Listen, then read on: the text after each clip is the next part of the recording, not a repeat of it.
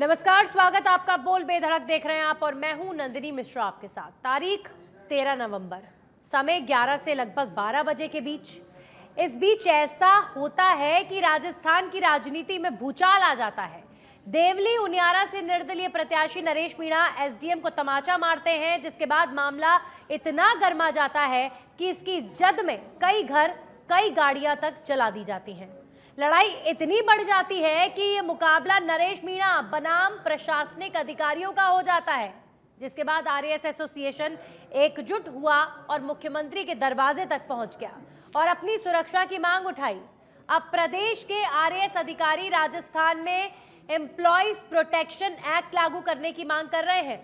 इसी बीच हलचल इस वक्त और तेज हो गई है, क्योंकि एक तरफ नरेश मीणा को कोर्ट ने 14 दिनों की हिरासत में भेज दिया है, तो वहीं मंत्री किरोड़ी लाल मीणा जयपुर में मंत्री जवाहर सिंह बेडम से मिले हैं और समरावता गांव के लोगों का उन्होंने पक्ष रखा है। कुल मिलाकर इस थप्पड़ कांड ने पूरे प्रदेश को ऊपर से नीचे तक हिलाकर रख दिया है। सवाल अब यही है कि ये प्रकरण व्यवस्थाओं को और बेहतर करने की चेतावनी दे रहा है क्या? तो क्या सरकार सुरक्षा को लेकर कोई बड़ा निर्णय लेने वाली है क्या? आज चर्चा इसी पर करेंगे, आप बने रहिए मेरे साथ।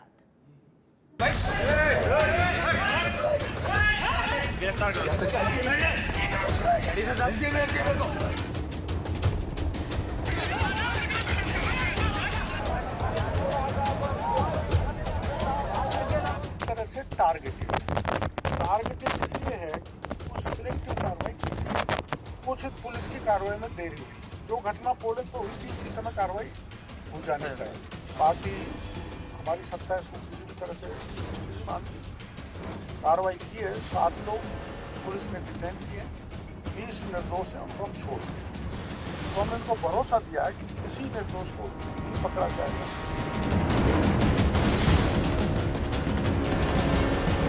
पूरे प्रकरण की जांच हो, न्यायोचित जांच हो, निष्पक्ष जांच हो, जो भी न्यायोचित हो। उन भोले भाले लोगों को कोई अपनी राजनीति चमकाने के लिए दुरुपयोग करे, ऐसा हरगिज नहीं होने दिया जाए। लोग जनता हमारी है, हम जनता के हैं। इनके साथ न्याय हो, ये भी हमारी सरकार की जिम्मेदारी है कि अपराधी को किसी भी कीमत पर बख्शा नहीं जाएगा, चाहे कोई कितना भी बड़ा हो।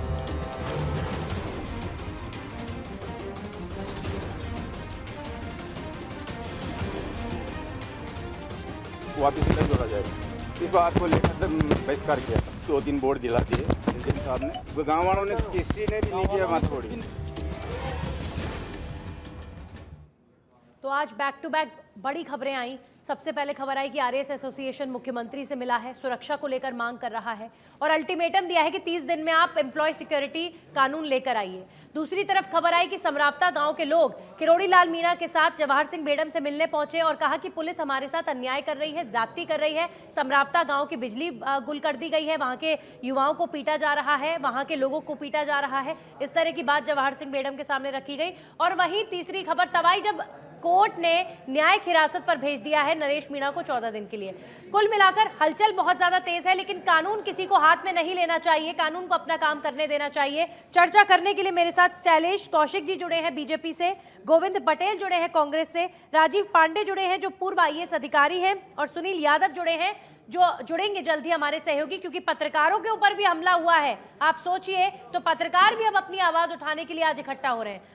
सबसे पहले मैं बीजेपी के प्रवक्ता शैलेश कौशिक जी, आपका रुख करना चाहूंगी। सर, कोई कहीं पर किसी को एसडीएम को थप्पड़ मार रहा है, कोई पत्रकारों पर हमला कर रहा है।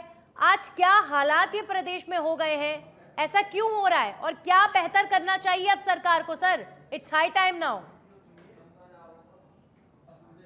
देखिए, जो कुछ भी घटनाक्रम था वो बिल्कुल निश्चित रूप से ऐसा घटनाक्रम था जो किसी भी स्थिति में स्वीकार्य नहीं है।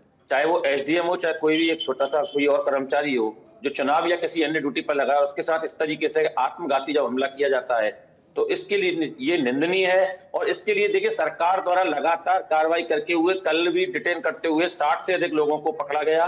और ताज्जुब की बात यह है कि उन 60 में से 52 से 55 लोग बाहर के हैं। तो ये सुनियोजित षड्यंत्र के माध्यम से इस चुनाव में अव्यवस्था फैला मिलाकर अराजकता पैदा करने की कोशिश की गई थी। सरकार द्वारा पहले प्रशासन द्वारा इलेक्शन कमीशन के द्वारा सबसे प्राथमिकता के साथ चुनाव कराया गया संपन्न था, और उसके बाद जो विधि सम्मत कार्रवाई की गई, जिन लोगों ने इस तरीके की घटना को अंजाम दिया, साजिश को रचने का प्रयास किया, उन सबको डिटेन किया और भी जो लोग वांछित हैं सबको गिरफ्तार किया जाएगा। कानून के अनुसार कार्रवाई होगी। सरकार किसी भी स्तर पर चाहे कितना भी बड़ा अपराधी उसको नहीं छोड़ेगी। हर वो व्यक्ति जो जिसने अराजकता को फैलाने का किया है गांव में, वो जेल के पीछे जाएगा, सलाखों के पीछे जाएगा, कानून सम्मत कार्रवाई होगी। ये भजनलाल जी की सरकार है जहाँ कानून सबसे ऊपर है और उससे ऊपर कोई नहीं है। अगर कानून का सर इतना खौफ होता तो कैसे एक निर्दलीय प्रत्याशी की, मैं कह रही हूँ निर्दलीय प्रत्याशी हो, विधायक हो, सांसद हो, किसी की इतनी हिम्मत नहीं होनी चाहिए कि आप इस तरीके से किसी एसडीएम को या किसी आम आदमी को पीट रहे हैं। हिंसा का किसी भी तरीके से स्वीकार समाज नहीं कर सकता। आप कह रहे हैं कि हमने इतने सारे लोगों को गिरफ्तार कर लिया। समरावता गांव के लोग पहुंचे हैं जवाहर सिंह बेडम से मिलने और वहां के लोग कह रहे हैं कि हमारे गांव के निर्दोष युवाओं को पकड़ लिया गया है, हमारे गांव की बिजली काट दी गई है, हमारे गांव के लोगों को पीटा जा रहा है। तो सर करनी किसी और की, भरना किसी और को पड़ रहा है, ये भी अन्याय नहीं होना चाहिए।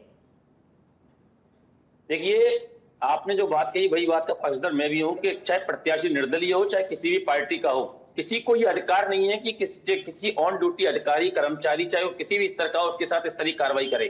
तो इस बात, लेकिन जिन लोगों की मानसिकता ये तय थी, जो लोग वोटिंग रोकने का प्रयास कर रहे थे, अगर कोई वोट देने जा रहा है, जो अधिकारी अपनी ड्यूटी कर रहे हैं, इलेक्शन कमीशन का काम चुनाव की में अधिक से अधिक मतदान कराने का, जो लोग उसमें बाधा पैदा करने का प्रयास कर रहे हैं और जो अधिकारियों को पीट रहे हैं और जिनका मानसिकता ये तय थी कि उन्होंने इस तरीके के उद्यम को अंजाम देकर अव्यवस्था को फैलाना था चुनाव में, तो उस साजिश को नाकाम करने के लिए अब आप जो बात कह रहे थे जो सरकार द्वारा प्रशासन द्वारा किया गया, लेकिन जो बात कह रहे थे कि बाहर के लोग जो समरावता गांव के थे, मैंने पहले भी कहा था कि मनी कलेक्टर साहब का जो स्टेटमेंट आया था, जो कलेक्टर ने उन्होंने कहा है कि जो 60 लोग हमने डिटेन किए हैं उनमें से 52 से 55 लोग बाहर के हैं।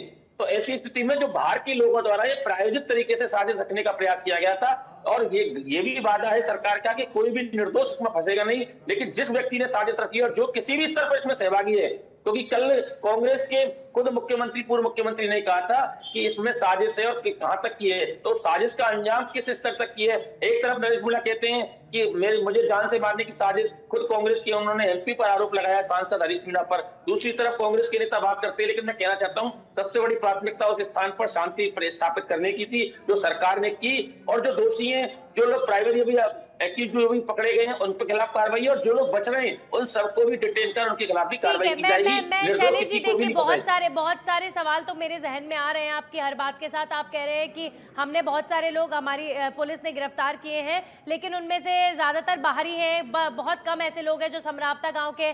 तो ये समरावता गांव का जो प्रतिनिधि मंडल किरोड़ी लाल मीणा के नेतृत्व में पहुंचा, वो सर झूठ तो नहीं बोल रहा होगा? वो तो ये कह रहे हैं कि बहुत सारे निर्दोषों को भी गिरफ्तार कर लिया गया है और ये जो कार्रवाई पुलिस कर रही है ये जानबूझकर सिर्फ हमें परेशान करने के लिए की जा रही है। वो इतना गंभीर आरोप लगा रहे हैं, तो सर कुछ ना कुछ घटनाक्रम हुआ है तभी गांव के लोग यहाँ तक पहुंचे हैं, जयपुर तक। तो ये अन्याय गांव के लोगों के साथ नहीं होना चाहिए, यही बात हम रख रहे हैं। ठीक है शैलेश जी, वापस लौटूंगी आपके पास, लेकिन बहुत सारे सवाल है और कानून व्यवस्था को लेकर ओवरऑल एक सवाल यही है कि क्यों लोगों को किसी पर हाथ उठाने पर कानून का डर नहीं लगता? क्यों नरेश मीणा जब थप्पड़ मार रहे थे उनके मन में ये डर नहीं था कि मैं थप्पड़ मारूंगा तो मेरे साथ कल कार्रवाई होगी, कानून मुझे दंड देगा? क्यों ये खौफ लोगों के मन में पैदा नहीं हो पा रहा है? सबसे गंभीर सवाल तो यही है। गोविंद जी, आपका स्टैंड क्या है कांग्रेस का? आज आरएएस एसोसिएशन ने मांग की है कि आप हमें सिक्योरिटी प्रोवाइड कीजिए, हमारे लिए आप कानून लेकर आइए, एम्प्लॉयज सिक्योरिटी एक्ट। और वहीं दूसरी तरफ जो समरावता गांव के लोग हैं वो ये कह रहे हैं कि पुलिस हमें परेशान कर रही है। अब आप लोगों का, कांग्रेस पार्टी का क्या है इस पूरे प्रकरण पर तर्क? सब इस तरह की घटना सरकार पर कहीं ना कहीं सवालिया निशान खड़ा करती है कि सरकार कानून व्यवस्था बनाने में विफल रही। इतना बड़ा मामला हो गया, सरकार और प्रशासन उसको कंट्रोल नहीं कर पाई, तो कहीं ना कहीं ये परिस्थिति, ये स्थिति बन रही है कि सरकार कानून व्यवस्था बनाने में और कानून के साथ प्रशासन की पकड़ बहुत कमजोर साबित हो रही है। हमारी पार्टी ने, हमारे राजस्थान के सीनियर नेताओं ने ये कहा है कि इसकी कांग्रेस कमेटी द्वारा जांच की जा रही है कि किसके कहने पर ये इस तरह का उपद्रव हुआ है, किसके कहने पर, किसकी शय पर हुआ है। वहां के जो आम लोग हैं उनको बहुत ज्यादा परेशानी हो रही है। आपके चैनलों के माध्यम से भी पता चल रहा है जिस तरह से पुलिस प्रशासन ने बेकसूर लोगों के साथ बर्बरता की है वो बड़ी दुखद है। साथ ही मीडिया कर्मियों के साथ भी जो घटना हुई है वो भी बड़ी निंदनीय है। हमारी कांग्रेस पार्टी के नेताओं ने इसको लेकर काफी बातचीत भी वहां के लोगों से भी की है, वहां से पता करने का प्रयास भी किया है। हालांकि स्थिति ऐसी है, देखिए सरकार की भूमिका इसमें 0% नजर आ रही है, क्योंकि सरकार ने इस मामले को तूल देने का काम किया। अगर सरकार समय अच्छा। रहते चेतती, प्रशासन अगर इसको पूरे तरीके से कंट्रोल करने की सही तरीके से कोशिश करता तो जी। इतना बड़ा बवाल शायद मेरे हिसाब से उत्पन्न नहीं होता। लेकिन सरकार ने इस ओर ध्यान नहीं दिया, सरकार ने बिल्कुल भी ध्यान नहीं दिया और सरकार ने इसको बहुत ही ढुलमुल रवैये के साथ इसको ऑपरेट किया है। अच्छा, ठीक है, जवाब ले लेंगे इस पर। लेकिन कांग्रेस का नरेश मीणा को लेकर क्या पॉइंट है? क्योंकि आप लोग पहले सचिन पायलट के क्लोज हुआ करते थे, नरेश मीणा, ऐसी भी खबरें हम पढ़ते थे, और फिर पार्टी से बगावत करके उन्होंने चुनाव लड़ा, फिर बहुत उनकी महत्वाकांक्षाएं जीतने को लेकर होंगी, तो बहुत एक्टिव मोड में थे नरेश मीणा। अचानक से अग्रेशन आया और ना उन्होंने इधर उधर देखा, बस सीधा आए और एसडीएम को थप्पड़ जड़ दिया। अब ये अग्रेशन, ये महत्वाकांक्षाएं, ये विषय अलग है, लेकिन आप जनता का प्रतिनिधि बनना चाह रहे हैं ऐसे माइंडसेट के साथ। सर, क्या स्टैंड क्या है नरेश मीणा को लेकर आपका? नंदिनी जी, अगर कोई भी कानून के साथ खिलवाड़ करता है, कानून को अपने हाथ में लेता है, तो उसके खिलाफ कार्रवाई होनी चाहिए, पहली बात। दूसरी बात, नरेश मीणा निर्दलीय प्रत्याशी है। नरेश मीणा कांग्रेस के प्रत्याशी नहीं है। कांग्रेस में वो पहले थे, अब कांग्रेस में उनका कोई लेना देना नहीं है। तो हमारा स्टैंड तो वही रहेगा जो एक अपराधी के साथ होता है, उसमें चाहे नरेश मीणा हो या कोई और हो। हमारा स्टैंड यही रहेगा कि अपराधी के साथ जो कार्रवाई होती है, अगर किसी ने अपराध किया है, वो कोई भी हो, व्यक्ति विशेष की बात नहीं है या व्यक्ति समुदाय की कोई बात नहीं है, कोई भी व्यक्ति, उस पर कार्रवाई होनी चाहिए। ठीक है, कार्रवाई होनी चाहिए और पुलिस यही कर रही है सर। गिरफ्तारी लेट हुई, इसको लेकर तो लगातार हम सवाल खड़े कर ही रहे हैं और बीजेपी के प्रवक्ता से भी पूछेंगे कार्रवाई को लेकर, लेकिन अब गिरफ्तारी भी हो चुकी है, न्यायिक हिरासत पर भी भेजा जा चुका है। कम से कम जो वहां पर लोग हैं जो बार बार विरोध कर रहे हैं और कानून को हाथ में लेने की कोशिश कर रहे हैं, उनको ये बात समझना जरूरी है कि समाज हिंसा को एक्सेप्ट नहीं कर सकता, कानून हिंसा को एक्सेप्ट किसी भी कंडीशन में नहीं कर सकता, और इसीलिए ये गलत डिमांड करके आप उपद्रव मचाएंगे तो आपके खिलाफ भी कार्रवाई होगी, सीधी बात है। कानून का राज स्थापित होगा तभी प्रदेश सुरक्षित है। राजीव पांडे जी, सर आपका इस पूरे प्रकरण पर क्या कहना है? मैं सीधा सीधा आरएएस एसोसिएशन की जो मीटिंग आज सीएम के साथ हुई है, आरएएस एसोसिएशन ने हड़ताल का आह्वान कर दिया था सर, और आज सीएम से मिलने के बाद उन्होंने कहा है कि अब सिक्योरिटी कानून आएगा, यही हम आशा करते हैं, नहीं आएगा तो हम फिर हड़ताल करेंगे। देखिए नंदिनी जी, ये जो भी घटना हुई बहुत ही दुखद घटना है। किसी भी जनप्रतिनिधि को जो जनप्रतिनिधि बनने जा रहा है उससे इस तरह के व्यवहार की अपेक्षा नहीं की जा सकती। इसमें दो तीन चीज़ें गंभीरता से विचार करने की हैं कि जब नरेश मीणा इतने एग्रेशन से अंदर एंटर हो रहे थे, इतने सारे पुलिस ऑफिसर्स थे, तो वो वहाँ किस लिए खड़े थे, उन्होंने क्या किया? ठीक है। आते ही उन्होंने एसडीएम को चाटा मार दिया। पुलिस वालों ने क्या किया? वो एसडीएम जो एक उपखंड मजिस्ट्रेट है, उपखंड अधिकारी और एग्जीक्यूटिव मजिस्ट्रेट उस इलाके का, अगर वही सुरक्षित नहीं है तो आम जनता सुरक्षित कैसे रह पाएगी? जी। फिर आप ये देखिए, आप जो वीडियो चल रहा है उसमें एसडीएम कह रहे हैं इसको अरेस्ट कीजिए, अरेस्ट करो। जी। एग्जीक्यूटिव मजिस्ट्रेट ऑर्डर दे रहा है, उसकी पालना नहीं हुई तो पूछा जाना चाहिए संबंधित पुलिस अधिकारियों से कि आपकी पालना क्यों नहीं की गई। जी बिल्कुल। तीसरी बात मैं ये कहना चाहता हूं कि एक दिन तक उसकी गिरफ्तारी नहीं हुई और वो भीड़ इकट्ठी करता रहा नरेश मीणा जी।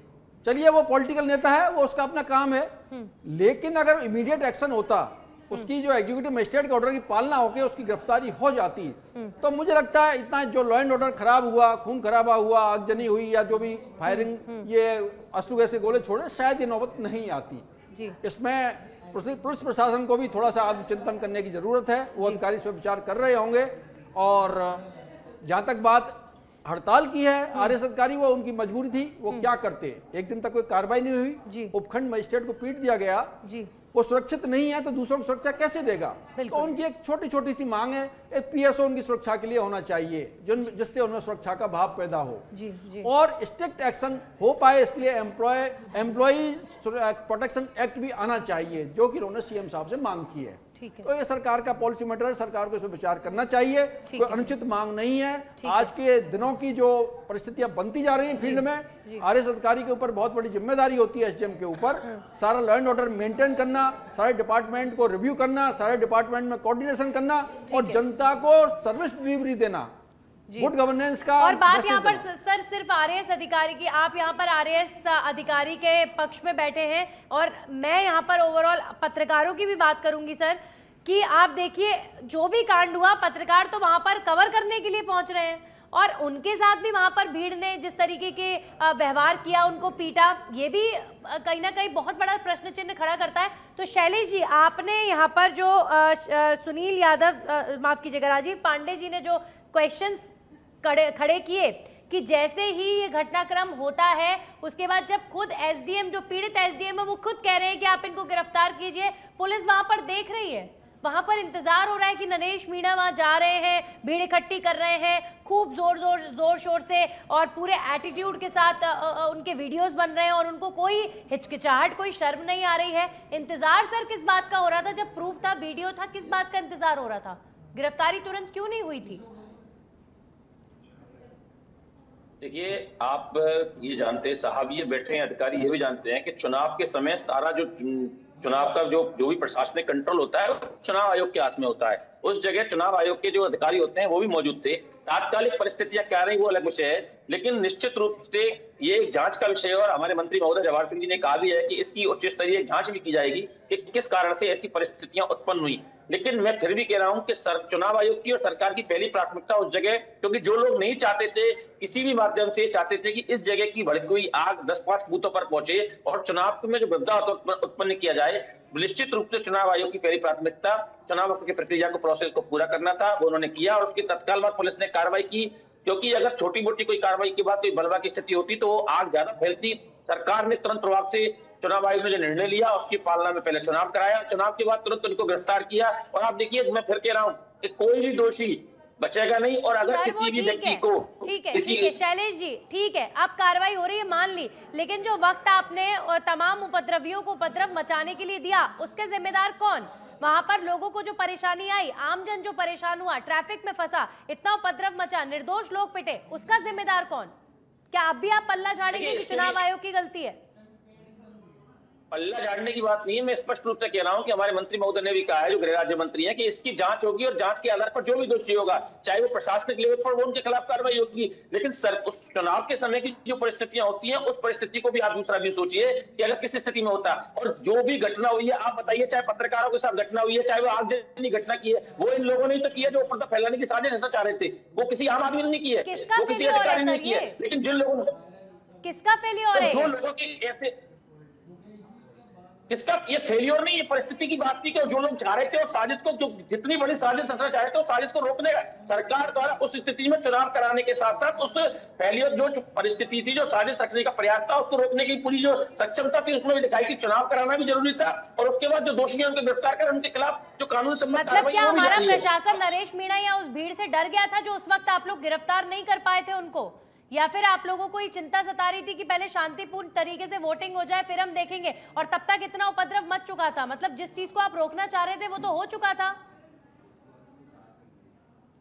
देखिए, नरेश मीणा हो चाहे कोई हो, उपद्रव फैलाने की किसी को वो नहीं थी स्थिति, लेकिन स्थिति जो उस जगह जिस तरीके से बाहर के व्यक्तियों को बुलाकर जो साजिश को अंजाम दिया गया था, जिसको फैलाने का प्रयास किया गया था, आप देखिए मौके की परिस्थिति के अनुसार सब चीज तय होती है, प्रायोरिटी तय होती है घटना स्थल पर, हमेशा सारे चीजें एक संग। अब प्रायोरिटी के साथ पहले उन लोगों को रोकने का प्रयास किया, उनसे बात करने का प्रयास किया, लेकिन जो लोग इस पर आमादा थे तो चुनाव के साथ साथ उस सारी प्रक्रिया को भी अंजाम दिया गया, उसके बाद तुरंत कार्रवाई की गई। मुझे समझ नहीं आ रहा सर, प्रायोरिटी वर्ड मुझे आपका नहीं समझ आ रहा। कोई घटनाक्रम घटी, थप्पड़ मार दिया एसडीएम को, उसका वीडियो सामने है, सबूत सामने है, किस बात का इंतजार हो रहा है? और आप ये कैसी जस्टिफिकेशन दे रहे हैं कि प्रायोरिटी के हिसाब से कार्रवाई हुई है? अरे वहां पर थप्पड़ पड़ा है, हिंसा फैली है, कार्रवाई होनी चाहिए तुरंत प्रभाव से। बिल्कुल, मैं कह रहा हूं ना, आपसे मैं कह रहा हूं ना कि उसकी जांच होगी, किस कारण से उसको जो परिस्थिति आती है, जो हमारे मंत्री महोदय ने कहा है कि इसकी उच्च स्तरीय जांच भी तो होगी ना, ऐसी क्या परिस्थिति रही, आप इस बात को भी तो समझिए कि परिस्थिति क्या रही। बिल्कुल, मजिस्ट्रेट जो एग्जीक्यूटिव मजिस्ट्रेट उस जगह थे, उन्होंने ऑर्डर दिया, उसके बाद कार्रवाई, परिस्थिति क्या रही, वो सारी जांच होगी, जांच के बाद जो भी व्यक्ति इसमें होगा, जो भी चाहे कोई भी व्यक्ति हो, उनके खिलाफ कार्रवाई होगी। परिस्थिति क्या रही, परिस्थिति ये रही सर, परिस्थिति क्या रही, आप बार बार बोल रहे हैं परिस्थिति के हिसाब से हुआ। परिस्थिति ये रही सर कि थोड़ी देर बाद गाड़ियां जलाई गई, थोड़ी देर बाद वहां पर उपद्रव मचा, थोड़ी देर बाद वहां पर सड़कें जाम हुई और वहां आम लोगों को परेशानी हुई। और अभी फिलहाल आगे बढ़ते हैं इस चर्चा में। शैलेश जी, और भी सवाल है मेरे आपसे, लेकिन अभी फिलहाल गोविंद जी, अब देखिए इतना बड़ा कांड हो गया है, इतना बड़ा घटनाक्रम हो गया है, प्रदेश में कानून व्यवस्था को अब कंट्रोल करने की पूरी कोशिश की जा रही है। उस दौरान जो हुआ, अभी फिलहाल की स्थिति यह है कि शांतिपूर्ण माहौल है और यही रहना चाहिए, लेकिन कुछ लोग कानून को हाथ में लेने की कोशिश कर रहे हैं। नहीं होना चाहिए ये। नंदिनी जी, सबसे पहली बात तो सरकार को तुरंत प्रभाव से इस पे कमेटी बनानी चाहिए और जांच होनी चाहिए। चाहे कोई अधिकारी दोषी हो या कोई अन्य दोषी हो, उस पे कार्रवाई होनी चाहिए। बेकसूर लोग हैं, उन पे अत्याचार नहीं होना चाहिए। कांग्रेस पार्टी भी बार बार यही कह रही है कि इसकी जांच हो और जो दोषी है उन पे कार्रवाई हो। ये जो अभी भाजपा के साथी कह रहे हैं कि हमने प्रायोरिटी से किया, प्रायोरिटी से अगर करते तो इस तरह की स्थिति उत्पन्न नहीं होती। आज देखिए आप कि प्रदेश में, राजस्थान में ये इलाका किस तरह से जला है, किस तरह से ये प्रदेश में पूरे में इस तरह के हालात हुए हैं कि जनता आज उस तरफ देख रही है कि सरकार क्या कर रही है। प्रदेश में मुख्यमंत्री जी बैठे हैं और ये कह रहे हैं कि हमारे हाथ में कुछ नहीं था। ये किस तरह की बात कर रहे हैं, मेरे समझ से परे है। अगर प्रदेश में मुख्यमंत्री जी कुछ नहीं कर सकते, कानून व्यवस्था आपके हाथ में नहीं है, तो फिर आप किस तरह की सरकार चला रहे हैं, ये बताइए। वैसे गोविंद जी, जो मालपुरा क्षेत्र है, ये सर इस क्षेत्र से संबंधित कई वीडियो हम कई सालों से देख रहे हैं। ये बात तो आप भी एक्सेप्ट करेंगे कि जब आपकी भी सरकार थी तब भी यहाँ पर कई बार तनावपूर्ण स्थिति पैदा होती थी। मैं तो बीजेपी कांग्रेस दोनों से पूछ रही हूँ। तो ऐसे संवेदनशील क्षेत्र में अतिरिक्त पुलिस बल या फिर किसी न किसी तरीके से कानून को कंट्रोल में रखने के लिए प्रयास होना चाहिए, क्योंकि आपके समय में भी हमने बहुत वीडियोस देखे, यात्राओं पर पत्थरबाजी हो रही है, धार्मिक यात्राओं को निकालने में संघर्ष हो रहा है, इस तरह की तस्वीरें बहुत आती रही हैं और ये हमने खुद देखा है। तो संवेदनशील अगर कोई क्षेत्र है या इस तरह का उपद्रव मचाने वाले लोग वहाँ ऐसे उपद्रवी वहाँ पहुंच जाते हैं, बाहरी हो चाहे वहीं के हो, तो वहां पर कानून व्यवस्था की अतिरिक्त व्यवस्था की जानी चाहिए। वो बात सही है आपकी। सरकार को इसके लिए सिस्टम बनाना चाहिए था कि अगर संवेदनशील इलाका है तो वहां पे कार्रवाई होनी चाहिए, लेकिन इन लोगों ने उस चीज को बिल्कुल नॉर्मली लिया, उस चीज को सीरियसली नहीं लिया, इसीलिए इतनी बड़ी घटना हुई है नंदिनी जी। नहीं तो ऐसी घटना होने का सवाल ही पैदा नहीं होता था। ठीक है, ठीक है। इस सवाल का जवाब मैं शैलेश जी से ऑलरेडी ले चुकी हूँ और वो जांच की बात करें, जांच का तो इंतजार हमें भी है। सर मैं आपके पास आऊंगी राजीव जी, लेकिन उससे पहले हमारे सहयोगी सुनील जुड़ गए हैं। सुनील क्यों जुड़े हैं? क्योंकि पत्रकारों पर भी हमला हुआ। इस घटना का कवर करने के लिए, जो थप्पड़ कांड का कवर करने के लिए पत्रकार पहुंचे थे, कुछ पत्रकारों को पीटा गया, उनके ऊपर भी हमला हुआ और अब जो जर्नलिस्ट हैं वो भी राजधानी जयपुर में अब अपनी आवाज उठाने के लिए पहुंच रहे हैं। सुनील, शहीद स्मारक पर आप खड़े हैं, क्या वहां पर पत्रकार पहुंचे हैं? पत्रकारों में भी काफी गुस्सा है इस घटनाक्रम को लेकर कि पत्रकारों को क्यों पीटा गया, वो तो अपनी ड्यूटी कर रहे थे। हाँ बिल्कुल नंदिनी, देखिए कि जिस तरह से जो टोंक में जो उपद्रव देखा गया, देर रात परसों से शुरू हुआ, कल दोपहर तक जो उपद्रव मचा था, उसमें किस तरह से जो भयानक हिंसा है, कानून का उल्लंघन देखा गया, किस तरह से जो मनमानी है लोगों की, आक्रोशित जो एक समूह है उसकी देखी गई। इसमें सबसे बड़ा जो गंभीर मसला ये है कि जो लोकतंत्र है उसमें सबसे महत्वपूर्ण होता है फ्री जर्नलिज्म, यानी पत्रकारिता पर किसी तरह का कोई दबाव नहीं हो, लेकिन जब पत्रकार ग्राउंड पर पहुंचता है, रिपोर्टिंग करता है और वहां पर इस तरह से पत्रकारों पर जब हमला होता है तो एक बेहद ही जो एक गंभीर जो मसला है वो है। और कई जो 2 पत्रकारों को अस्पताल में एडमिट तक करवाना पड़ा था। इसके अलावा कई पत्रकारों के साथ भी तोड़फोड़ की गई, सामान को तोड़ा गया और इसके अलावा धमकी भी वहां पर दी गई। पत्रकार आक्रोशित हैं क्योंकि हर एक चुनौती से, हमेशा फील्ड में चुनौती होती है, हर एक ग्राउंड रिपोर्ट करता है पत्रकार उसको, तो उसी का आक्रोश दर्ज करवाने के लिए धीरे धीरे, अभी हालांकि सब पहुंचे नहीं है, कुछ ही देर बाद में तमाम जो पत्रकार है वो यहाँ पर पहुंचेंगे, अपना विरोध दर्ज करवाएंगे और जो सुरक्षा की मांग की जा रही है, क्योंकि लोकतंत्र में जिस तरह से एक पत्रकार आवाज बनता है, एक सेतु का काम करता है, सिस्टम और लोगों के बीच में जो एक पीड़ित लोगों की आवाज को किस तरह से उठाया जाता है, सिस्टम तक कैसे पहुंचाया जाता है, हकीकत क्या है, लोगों तक सूचना पहुंचाने के साथ साथ लोगों के अधिकारों की आवाज उठाता है मीडिया, और उसी पर अगर हमला हो जाएगा तो मजबूत लोकतंत्र की कल्पना जो करना है वो काफी कम जो कहना पड़ेगा, क्योंकि लोकतंत्र तभी मजबूत होगा जब जो वॉइसलेस है, यानी जिनकी आवाज दबाई जा रही है, उस आवाज को मीडिया नहीं उठाएगा। मीडिया की आवाज को नहीं रोका जा सकता, ये लोगों को समझना पड़ेगा। आप अगर कैमरा तोड़ देंगे या आप माइक तोड़ देंगे या आप किसी पत्रकार को मारेंगे तो आप ये गलत फहमी में है कि रुक जाएंगे। कोई नहीं रुकता, ये लोकतांत्रिक व्यवस्था है। और शैलेश जी देखिए, ये जिम्मेवारी तो आपकी है। जिस कानून व्यवस्था के मुद्दे पर चीख चीख कर बीजेपी सरकार में आई, सत्ता में आई, आप लोगों को इसी उम्मीद के साथ लोगों ने, हम सब ने वोट दिया कि पूरे प्रदेश ने, कि आप लोग व्यवस्था को, कानून व्यवस्था को बेहतर करें। लेकिन आप लोग यहाँ पर सर पीछे दिख रहे हैं। क्या हश्र हो गया है कानून व्यवस्था का? ये देखिए, सरकार की प्राथमिकता बिल्कुल रूप से कानून को बनाए रखने की है, और कानून के खिलाफ कोई भी हो, चाहे वो कोई भी हो, उसके खिलाफ कार्रवाई हुई होगी और कार्रवाई होती भी रही है। लगातार कानून, जो भी कोई व्यक्ति कानून को उल्लंघन करने का, तोड़ने का प्रयास करता है, उसके खिलाफ कार्रवाई होती है।